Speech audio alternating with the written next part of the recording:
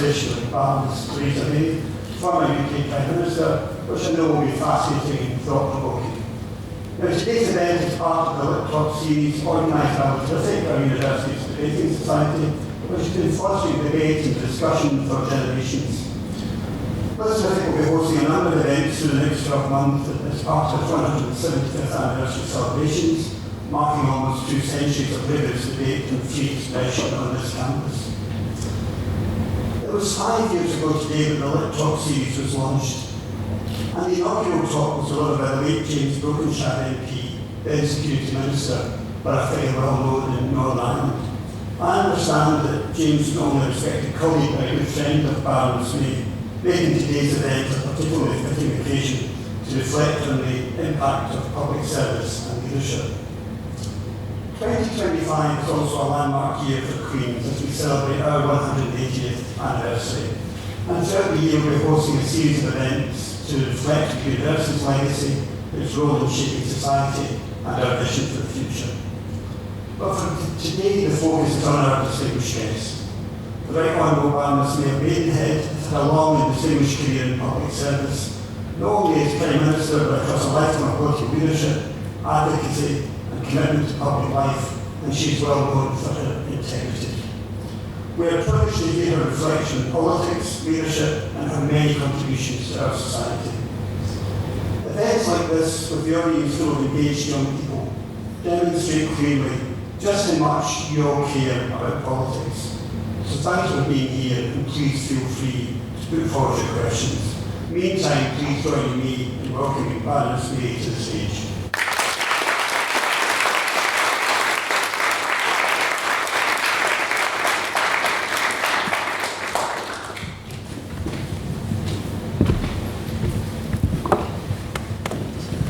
Actually, I'm first of all going to go down there.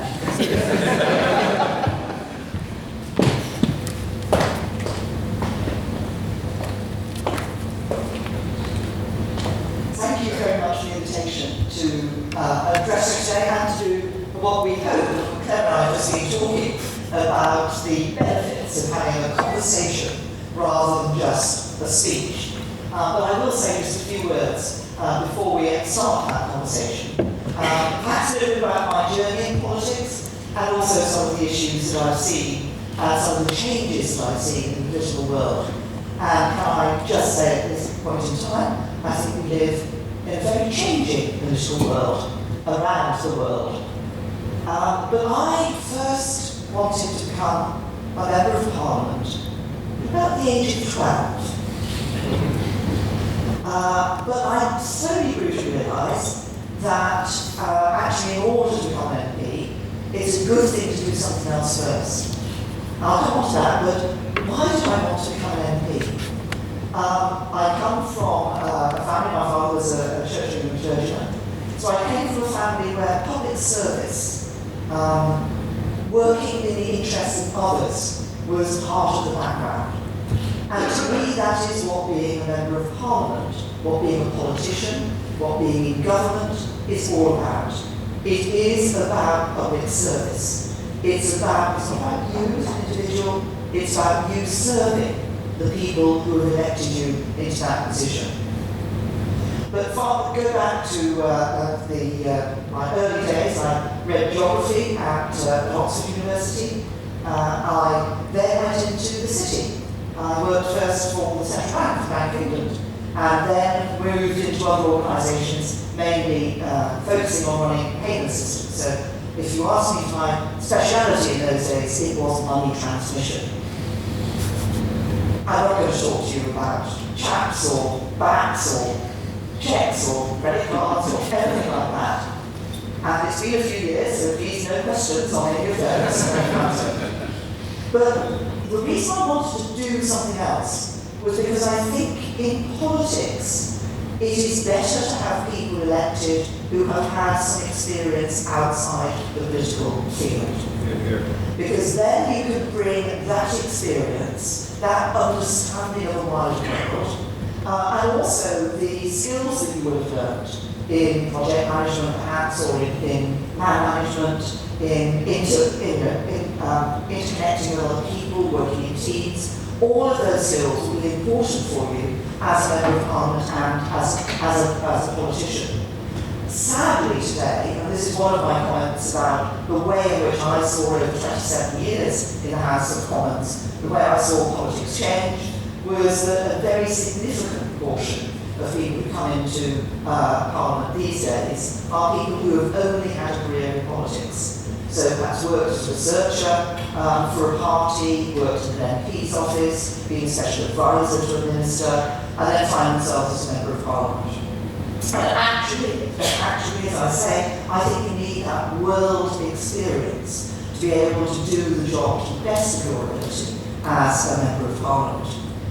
So my advice to everybody, and I don't know if there are people sitting here in this room who are interested in going into a career in politics, but my advice to everybody is actually, yes, continue your interest in politics, but do something else first. Do something else so that you've got that wider experience before you come into politics at whatever level you do. Now, I became a councillor for a number of years before I stood for Parliament. I stood for Parliament twice before I was elected. I was elected in 1997, as you may remember, was the last time the Conservative Party was resolutely thrown out of government by the British people. And actually, paradoxically, for an incoming MP, you have more opportunities if you come in opposition than you do if you come in government. And I feel for some of those many new Labour MPs in the House of Commons today, most of whom will not see the opportunity to serve in a ministerial office, to serve on the front bench at all, because there are just so many of them.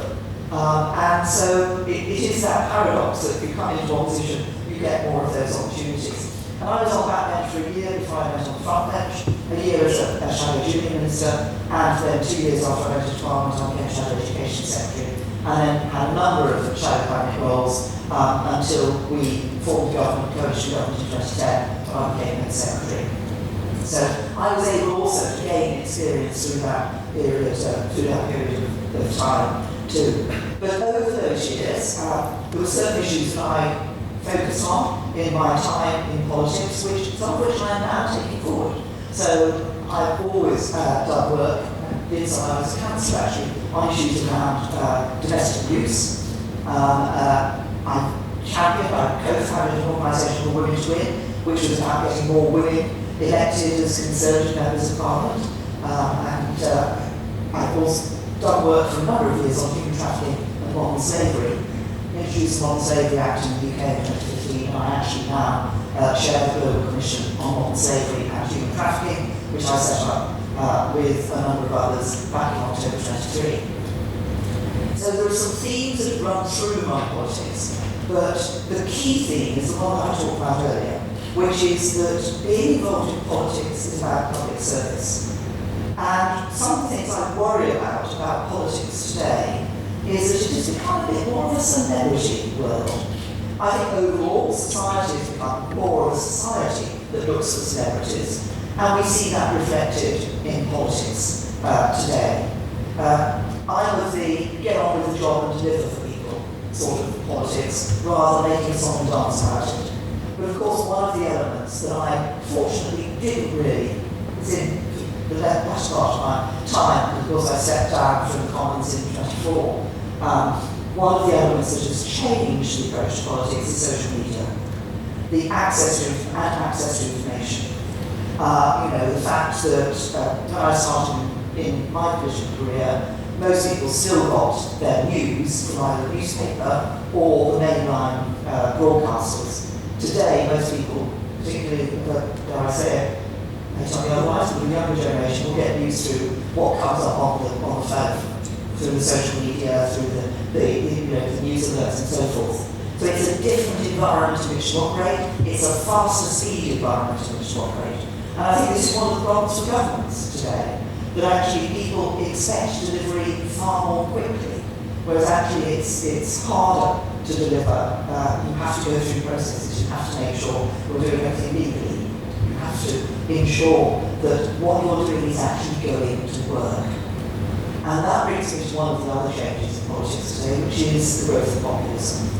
The growth of those politicians who will give the easy answer, not often shout the easy answer, but actually, and it's very appealing.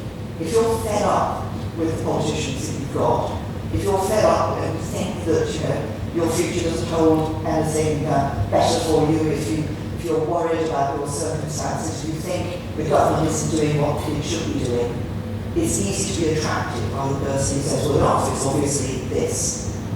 And actually, in fact, when it comes to it, government is not about easy answers. Government is hard. Government is about making tough decisions. And government is about having to think holistically in the round, not just about appealing to a particular part of the community. And that means that actually government often involves compromise. It isn't just about hard-line decisions. You have principles, you have values that underpin what you do in politics. And that is very important. But you have to accept that sometimes you can't be hard-line in what you're doing. You have to take a round picture. And I'm now going to step into what may be, I'm not sure it's going to be a controversial example of that, but I will say that when I tried to get the Brexit deal through, in relation to Northern Ireland, I was trying to look at the whole picture for Northern Ireland, rather than what some of my colleagues were looking at, which was the ideological purity of their sense of Brexit. And the other thing you have to do in politics, sometimes is pragmatic. What is going to work for people on the ground? And this is one of the key issues, it seems to me, for people who are in government. It's actually not just about appealing to the people you think have voted for you. It's actually about saying, what is the right thing to do? What is the thing that is going to improve the lives of most people? But critically, when we do it, will it work? It's no good having great theories, great ideologies. Actually, you've got to be pragmatic, you've got to be practical about what you do. And just if I may, one final word about a wider picture today. I worry about democracy. I think democracy is under threat. I don't agree with J.D. Vance's portrayal of the problems within European countries, but I do think we have a challenge. I think there is growing evidence that an increasing number of young people don't think democracy is the way to run government, think that actually the autocracy is the right way, there's strong men, and obviously we see that appeal being worked out in certain countries around the world. But that disbelief in democracy, I suppose my question is it actually a lack of support for democracy itself, or is it a lack of support for democracy that people don't feel is delivering for them? And that's why delivering as politicians is, I think, so important. But I think we have to beware what is happening in relation to democracy. I think we have to look at what is happening in the United States, particularly the interplay between the administration and the judiciary. Because actually what underpins our democracies is the rule of law. And sometimes politicians don't like decisions taken by judges, but we do the legislation. So if they've interpreted it in the way we didn't mean, we have to go back to the legislation. But there has to be that right balance, that difference between the role of the judiciary and the role of the politician. And I think we need to look with care at what is the arguments that are happening in the United States at the moment about what an administration can do versus what the role of the judiciary is. So there are lots of issues around at the moment. The issue of populism, the issue of support or not for democracy, the interplay between the various organs of the state and in some countries. But fundamentally, I believe in democracy because democracy is about the freedom of the individual. It's about people being able to make their choice as to who they want making decisions for them. And I think that is absolutely critical. It is what has underpinned our country for so many, many years, hundreds of years, that concept of people being able to make a decision about who it is that is an authority and who it is who is going to be making decisions that affect their lives. What matters in that, of course, is that people who are then elected recognise that the decisions they make are about affecting other people's lives and not about their own position on the world stage, their own celebrity status, their own appeal and support. Public service. It's pretty simple because it's in the words. Public service is about the service of the public. And our governments and politicians need to remember that. Thank you.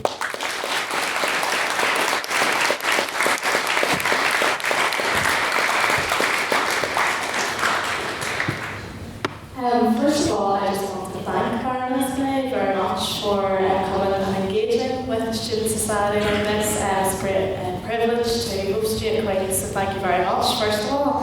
I just want to start, first of all, really by talking about your early life. So you grew up in rural Oxfordshire as the daughter of a clergyman. That's obviously a long way from what your career turned out to be in Number 10. Did making headlines and constantly being in the limelight feel natural in contrast to that? Well, I think it's true to say that I've never felt being in the headlines natural in any sense. If you talk to media, and I recognise you're looking for a career in the media, but if you talk to most journalists in around Westminster Sea, they will say that I was famously known for trying not to talk to the media, and partly because when I was before I got into Parliament, I saw the damage that can be done. If you remember, thinking about roller coaster politics, people will think about the Conservative Party in recent years and the number of prime ministers we've had. But actually, prior to 97, with the John Major government, the issues around the Maastricht Treaty, Europe being a divisive issue for the Conservative Party, the media were always hopping on sort of, somebody put a comma here rather than there, or somebody put this nuance on rather. This is a division in the party. So I sort of came into politics with that sense of having to be very careful and perhaps just taking the option of not talking much to the media. Did growing up an only child give you, do you feel, any sense of advantage in dealing with what's often talked about isolation at the top of politics and that isolated decision making?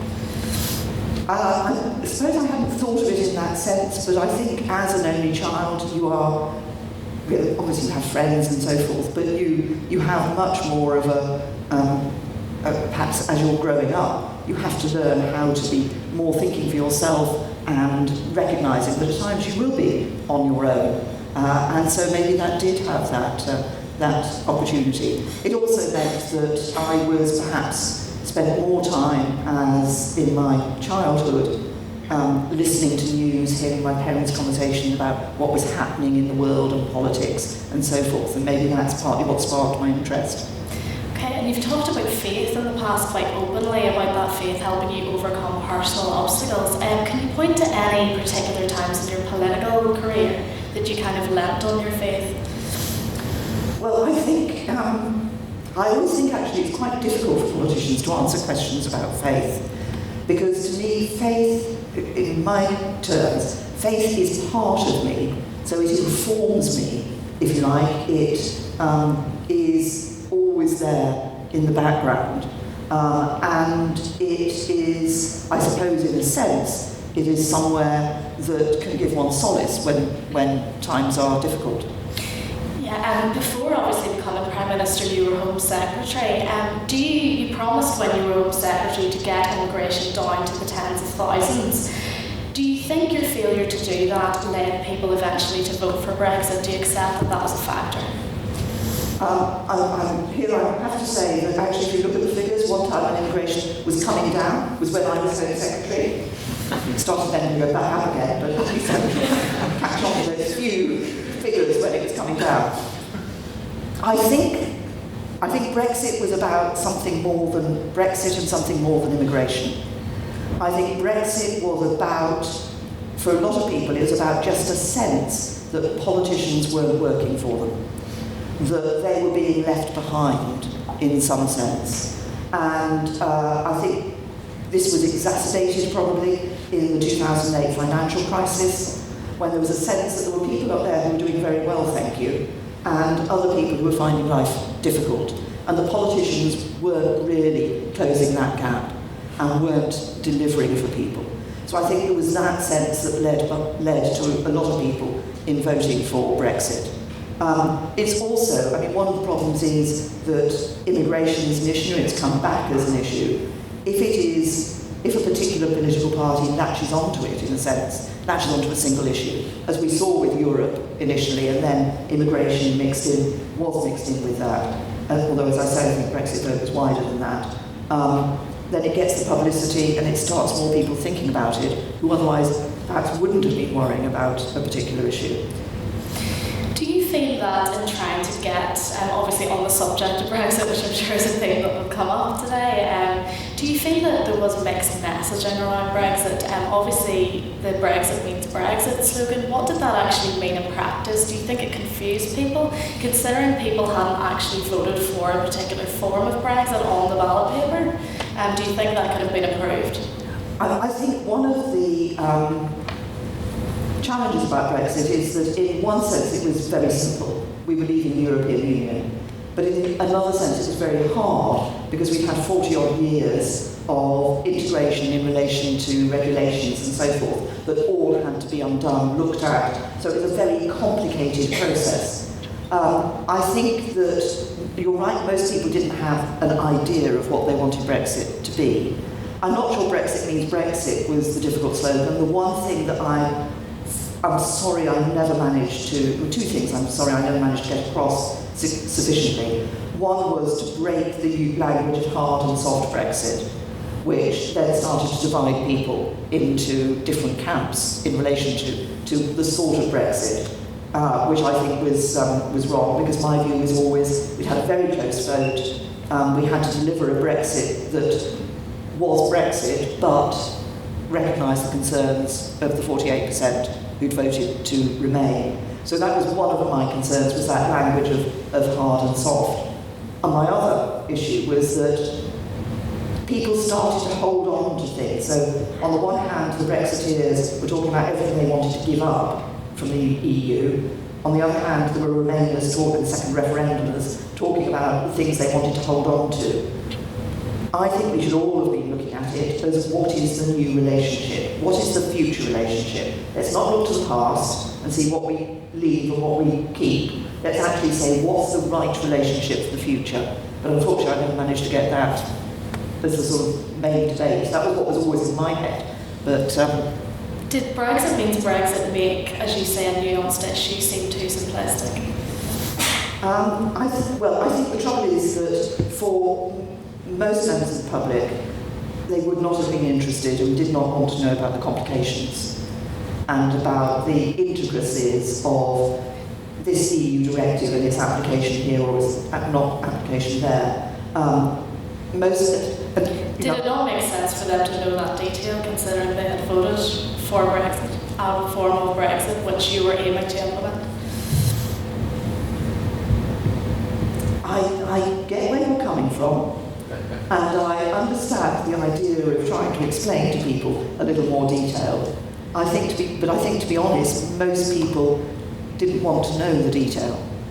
They just wanted government. Those who voted for it wanted government to do it. Those who voted to remain wanted government to do it in a way that was sensible. And we could we have had wider debates about the intricacies of certain aspects like the customs union or the single market and so forth.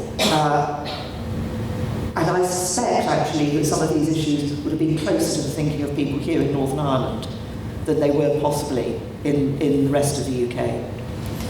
Just want to bring you on to then Boris Johnson's time in office, and his slogan obviously was "Get Brexit Done." He had close links with the ERG. He was a Brexiteer to begin with. Do you feel he would have been a stronger candidate to deliver on Brexit, as it's something he believed in, that he felt was going to be good for Britain?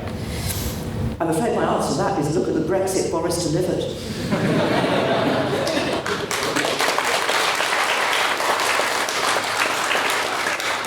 How much pressure did under by Brexiteers within your own party when you were aiming to deliver Brexit, and your former speechwriter Chris Wilkins said you set out red lines in negotiation not based on evidence but to win favour with Brexiteers. Do you think there's any truth to that? No, I did set in a speech fairly early on, before we triggered Article 50, I set out what we wanted to achieve in Brexit. Those then, and that was another term that unfortunately got away a lot of the arguments and proper discussions, which was this sense of red lines. But it was back to what I was saying earlier. I genuinely thought that we could achieve a Brexit which maintained quite a lot of the benefits of the single market and the customs union without actually formally being members of those. And we got close to it to be able to do that. So I don't think it was about whether one set red lines or not. And they weren't certainly done in order to appeal to the ERG, who were, let's face it, they were constantly trying to, constantly trying to get rid of me, pretty much constantly trying to get rid of me. But it was trying to find a way through that delivered Brexit, that everybody could see was Brexit, but did it in a way that could recognise the concerns of the people who'd voted to remain. Okay, I'm just going to bring you on then to Northern Ireland, because that's where we are today, and the pressure you face from unionists in Northern Ireland. Obviously, your party is called the Conservative and Unionist Party, and the Brexit deal you came up with failed to win the support of the main Unionist Party here. Arlene Foster commented that she couldn't sign up to something that damaged the union. Did you fail to understand the views of Northern Irish Unionists? I spent a lot of time talking to the DUP and others in Northern Ireland. I regularly met all the political parties in Northern Ireland. I don't know what the DUP now think about where they ended up, but the suggestion that I didn't understand the union when we ended up with a Brexit deal that threatened the union because of the border down the Irish Sea, I think is an unfortunate turn of phrase from Arlene, if I can put it like that.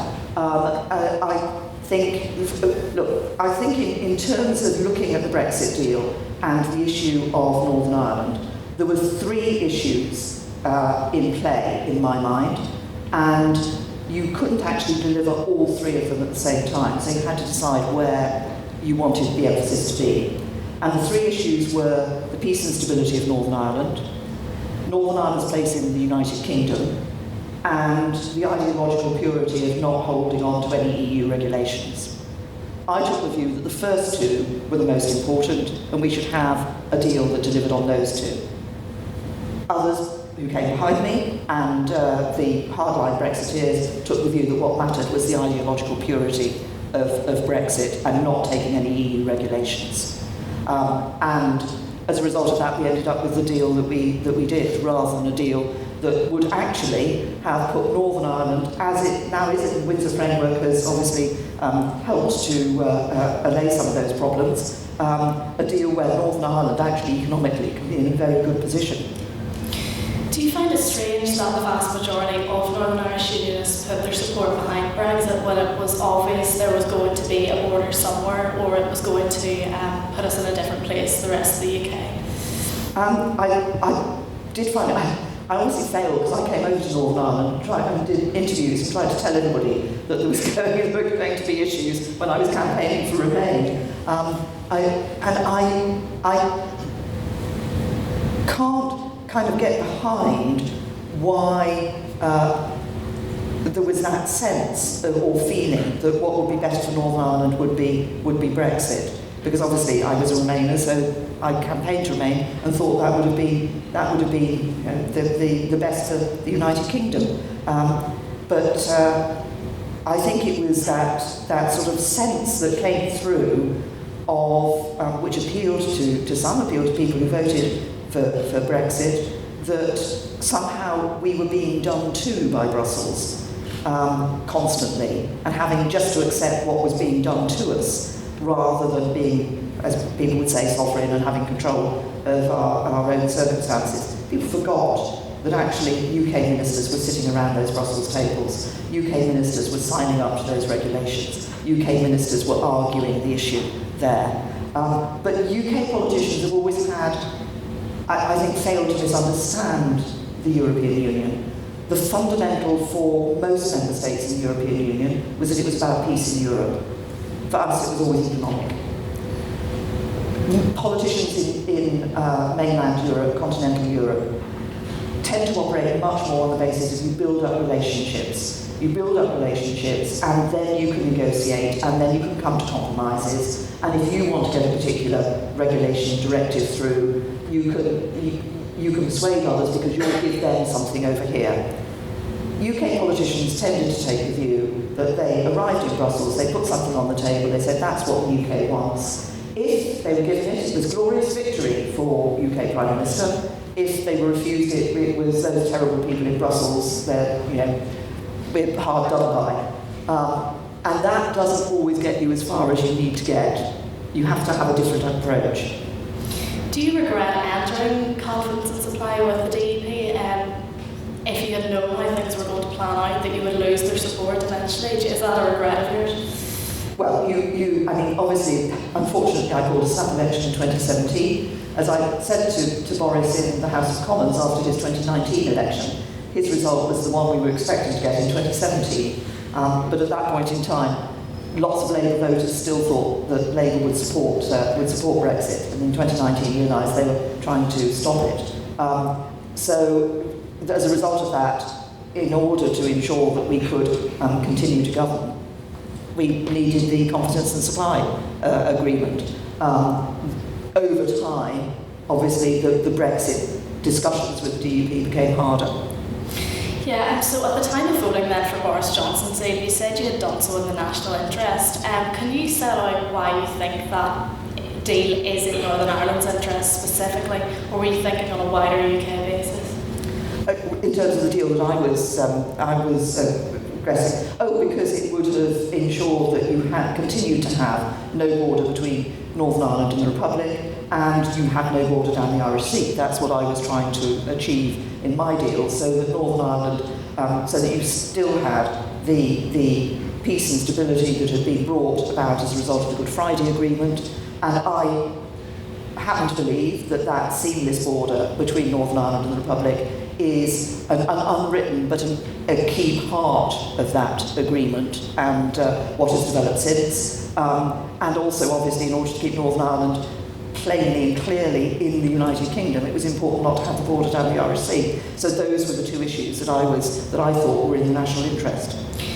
It's no secret though that in the wake of the Brexit process, support for Irish reunification has gone up. The dialogue has increased surrounding that. Is the union something you're concerned about? How do you feel that's planned out for Northern Ireland?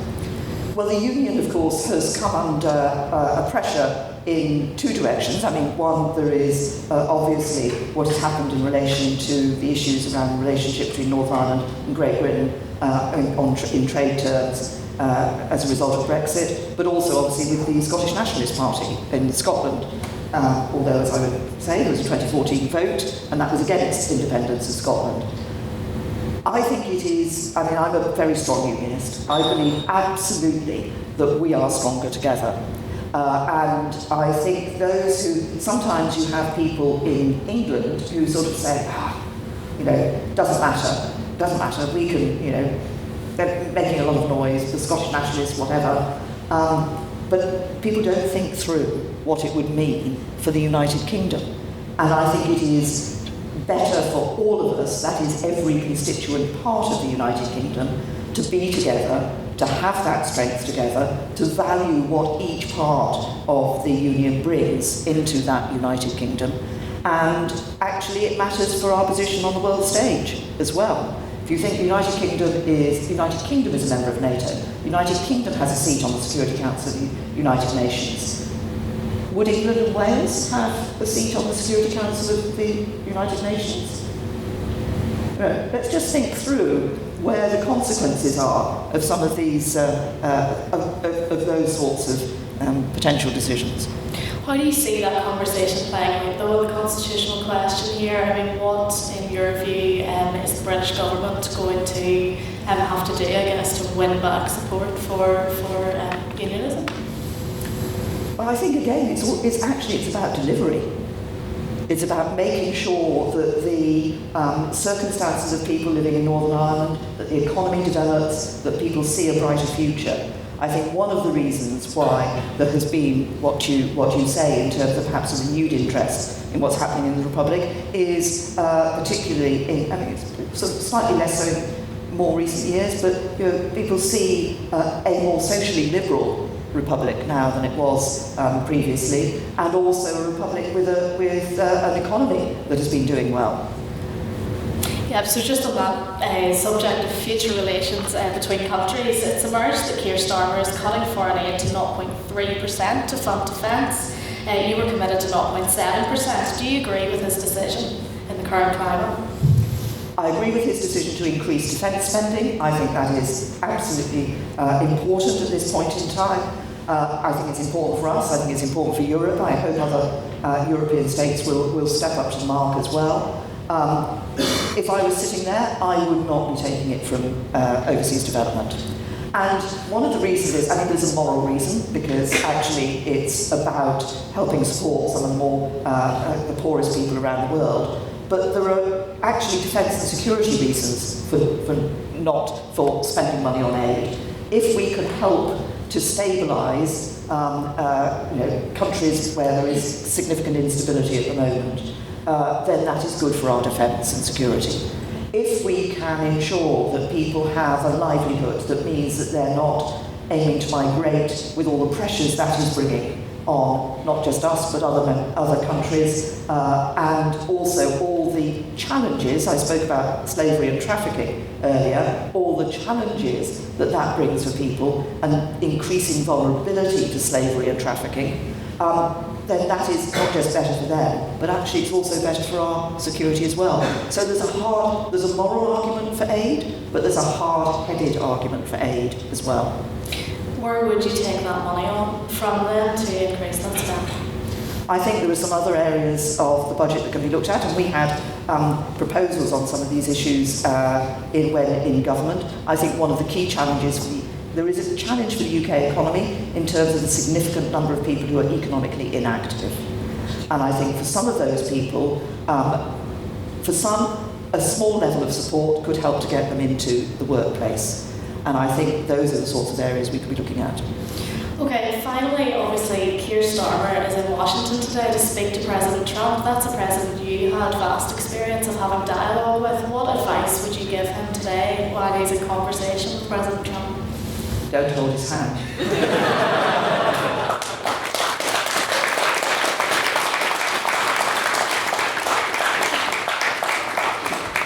Thank you very much. I believe we're going to go to questions now from the floor. So I have a list, if I can find it. So the first person I believe to ask a question is Matthew Sprant. Oh, the mic is coming. Thank you. I don't think I need a blank, but Baroness May. Famously, they say that Lady Thatcher never had a happy day in her life after leaving number 10 Downing Street. How did you adjust to leading one of the most powerful positions in the world?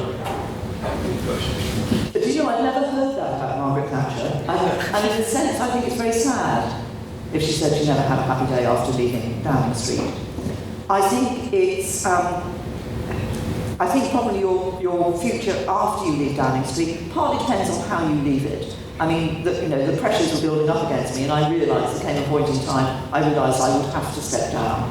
I think, obviously, what happened to her in terms of the party and the leadership and so forth was, I suspect, a genuine shock to her, and therefore it was harder to adapt to a world after Downing Street. I think every Prime Minister, when they leave Downing Street, leaves wishing they had more time. Because there's always things that you started to do, and you want to follow those through, and you think of all the other things you want to do. But politics is politics, and you have to accept that you try to do your best with the cards you're dealt, and when you go into Downing Street, and then there comes a time when actually somebody else has to take it on. Thank you. next person, I believe, is Brian Hoey, if I'm not mistaken. So you talked a lot at the beginning about advice for those going into politics. And I guess my question is around how do you get going on that journey to being a less representative? Also, what challenges do you see future politicians facing? You talked about the changing world in terms of social media and like. And also, if you were to start off your career journey again, would you go into politics the way that it is today? I mean, the answer to the last bit of that is yes. On going back to your first point, I would say the way to get started is actually get started at the grassroots. I think that's very important. And so whatever your political persuasion in political party terms, try to work with the party at local level, get to know what the mechanics of politics are about, but also you get that interaction with people. And if you're at the grassroots, I think you're more likely to recognise, as you progress through, that it is about, politics is about people, it's about the people you serve. And so I think that is important.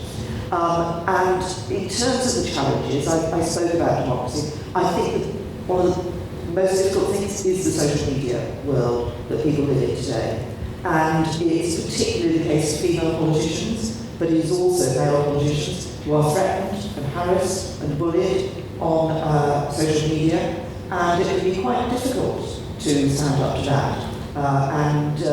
There are people in jail today because of the threats that they've put across social media to politicians. I think the whole question of social media is a big wider issue that probably needs to be addressed, and successive governments have been trying to do so. But I think that environment makes it just that little bit more difficult. But as I said, would I do it again? Yes. Next on the list is Luke Collins then.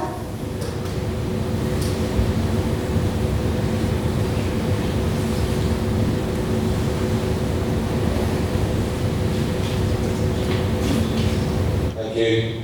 So my question is really about the future of the Conservative Party.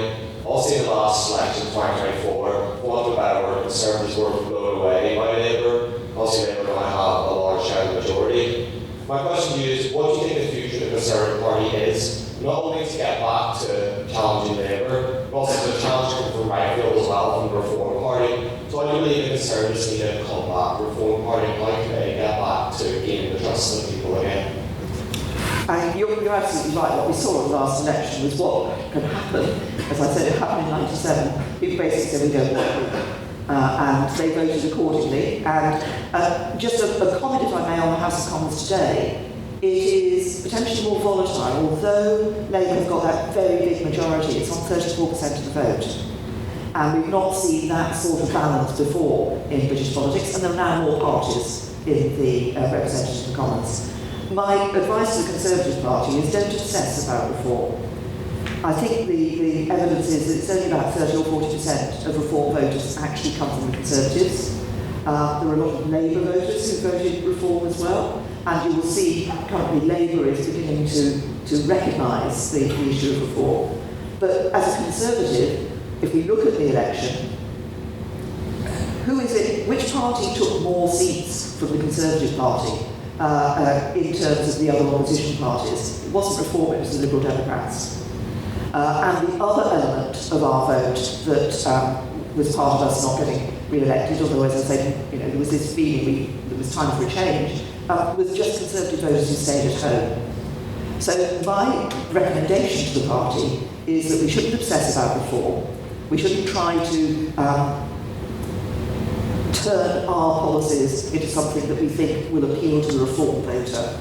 We should stand by our basic principles as a centre-right party, our belief in freedom and security and opportunity, and create our policies accordingly. Okay, so next is Alfie Nolan, but only for one of their questions, I've been told. So.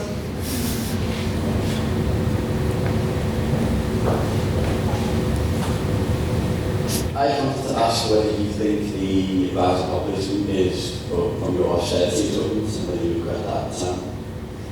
Sorry, I didn't quite get whether you think the rise of populism because of austerity you implemented and whether you regret the austerity. Whether the rise of populism is because of some of the things that I did.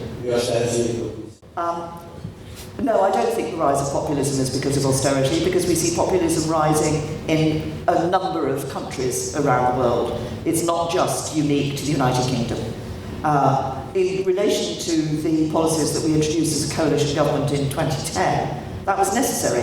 It was necessary because the state of the British of the public finances. I know it's been referred to many, many times over the years, but if you remember Liam Byrne's letter to the Chancellor of the Exchequer, there is no money. We had to deal with that situation, and we had to take steps to deal with that situation. So I don't think that led to populism. I think, because as I say, populism is not something that is unique to the United Kingdom. We have seen populism growing in other countries around Europe. We've seen it, and we obviously see particularly the growth of the far right in other countries around Europe. Just look at the most recent German election. Look at Austria and so forth. So we took the decisions we had to put the British economy back on the right road, and to put the public finances back on the right road when we came in 2010. Misha Gerald, then, I believe.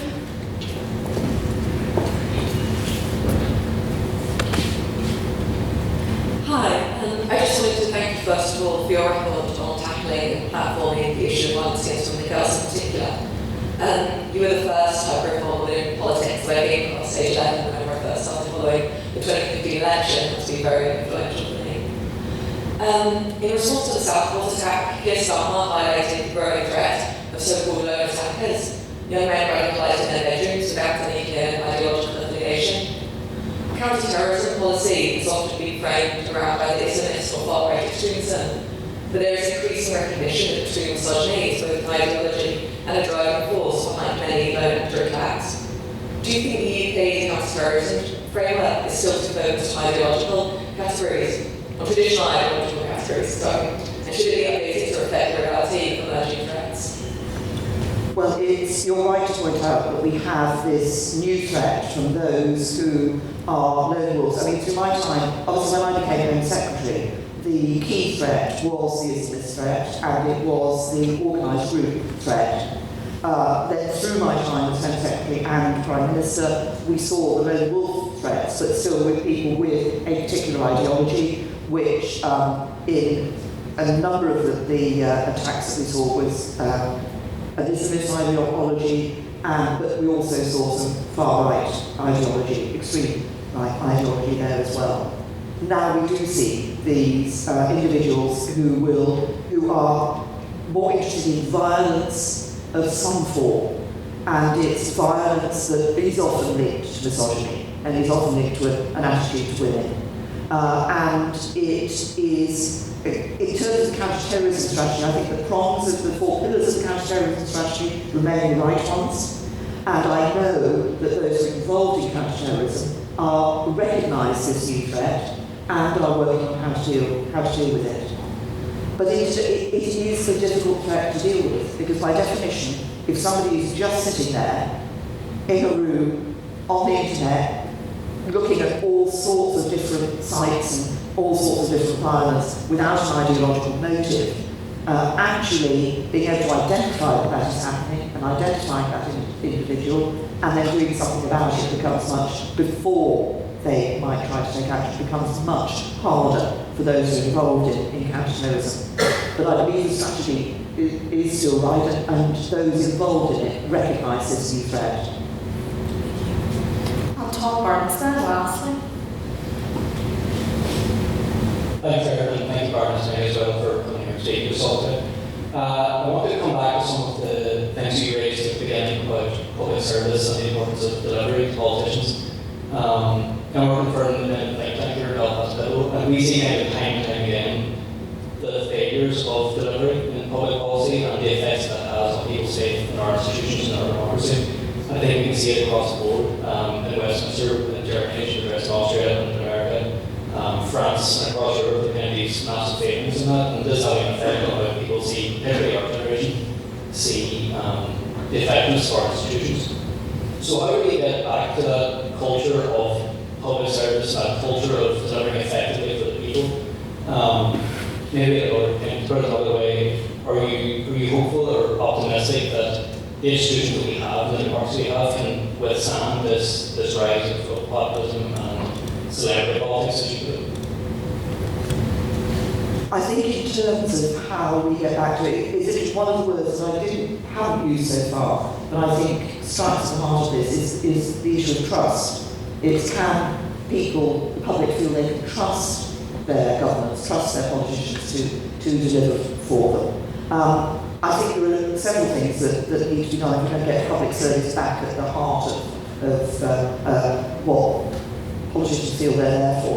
In part, there's something for parties as to how they select their candidates and make sure that they're not selecting candidates just because they've got a particular view on a particular policy, or not selecting their candidates because they're friends with something high up or something like that, but actually selecting candidates who the parties believe will be genuinely interested in public service and doing that good job.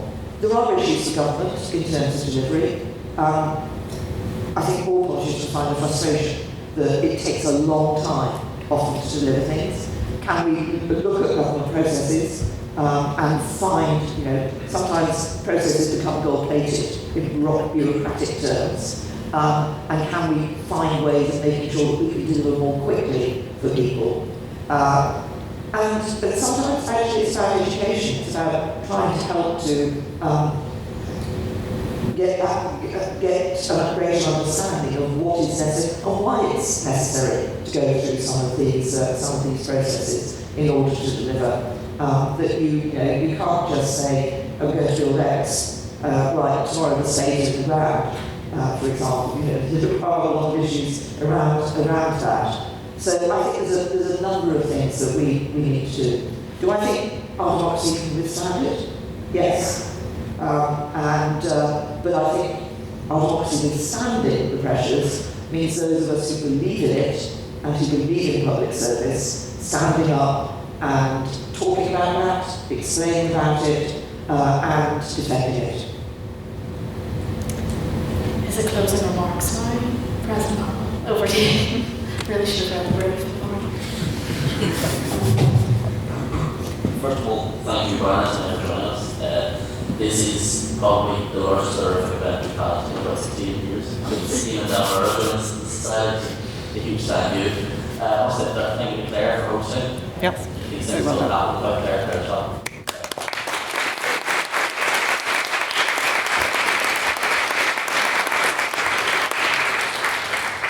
Thank you to the Vice-Chancellor for your introduction, Dr. Green for all of your support, particularly sitting on our trust, Joanne Murphy and Matthew Jackson in the civic engagement team, all of the security people here keeping us safe, the catering team, to all of our tech people, to all of our photographers as well. Thank you to all of you for coming along. These kinds of events don't happen without students. Thank you to all of our trustees, our guests, our alumni. It's great to see some kind of older faces who have joined the society for a few years. I've managed to come back for the big one. But I think a big thank you to Baroness May. Thank you.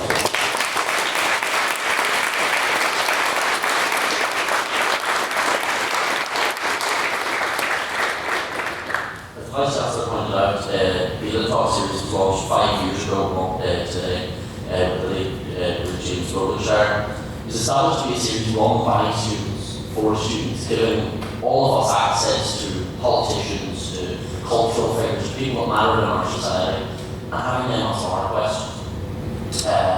It's our opportunity to engage with those who help shape the world that we now live in. That's something Literific has always been about. Literific, as a former president who led the civil rights movement, it was a former Literific president, Thomas Sinclair, who wrote the Ulster Covenant, which very much shaped this city that we're in right now. This month, 175 years ago, the first Literific speakers came together, not for a debate, but for a paper reading. We've thankfully changed a little bit now. I think nobody really wants to hear my thoughts of kind of a home rule movement across 3 or 4 hour talk. So we should all be thankful that the debating came in at some point. And the society still does that. We have our debates every Thursday at 7 o'clock in Riddel Hall. Students have a platform to debate, to offer their ideas, to put forward a different vision for what our society can look like. And continuing on that 175th anniversary, tomorrow night, the Literific hosting the grand final of the Irish Times debate competition, the preeminent competition on the island. You're all very welcome to join us at LitTalk Hall at 7 o'clock. You can register for the event online, and if you want the link, we're happy to send you. And I'll also ask you to join us next Monday to continue our LitTalk series with BBC broadcaster and former Community Building Society Vice President William Crawley. So I think one last huge Literific round of applause.